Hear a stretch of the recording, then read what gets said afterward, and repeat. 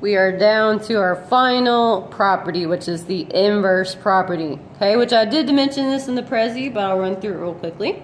The inverse property, remember we talked about that exponentials and logarithms are inverses of each other, and inverses undo each other. Just like when we are moving things from one side of an equation to the other, we usually perform the opposite operation because they are inverses, so they will undo each other. Okay, so a log and an exponential are inverses.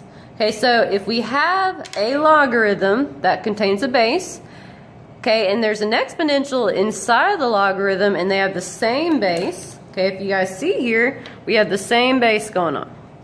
So if our logarithm base and our exponential base are the same thing, guess what? They will cancel each other out. So all this gets canceled out, okay, and what's left is my exponent, which is x. Okay, so if you ever see an exponential inside of a log and they have the same base, everything cancels out but the exponent. Okay, the reverse is also true. If you have an exponential with the base, okay, and it's raised to a power that contains a log with the same base, if you see here, these both have the same base, base c. Okay, if you see that, they also are inverses, so they will cancel each other out. So the bases and the logs will cancel out, and you're just left with the x. Okay, so this is the inverse rule. So our final example problem will be incorporating the inverse property while we solve. Okay, now, before we solve, let's look at part A. We have 2 log base 4 of 16. Before we do anything, we must move our exponent to, the number in front of the log to the exponent using the power property.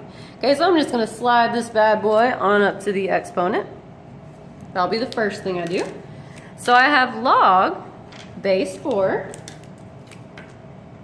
of 16, okay, raised to the second power. Because my 2 is going to slide up to my exponent. Okay, now, in order to use the inverse property, my base of the log and my base of the exponential have to be the same. Okay, so if I could rewrite this somehow with the same base, I could start crossing things out to solve. So, let's think about it. I have 4 and I have a 16.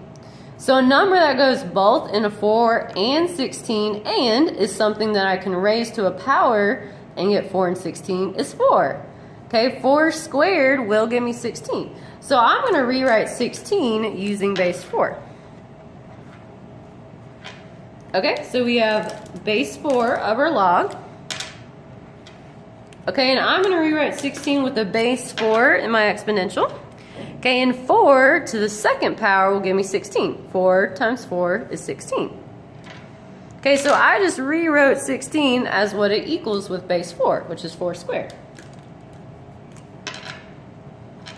Okay, and before I solve anything, I'm going to combine my exponents to get in its most simplified form. So we currently have log base 4 of 4 to the, let's see, 4 to the, remember when an exponent is right next to an exponent, the way you combine them is by multiplying. So 2 times 2 gives me 4. Okay, and now, since the base of my logarithm is the same thing as the base of my exponential, that will all cancel out. So my bases will cross out and my log will cross out. And all that is left is the exponent. So my final answer will be 4. All that just equals 4. Pretty cool, right?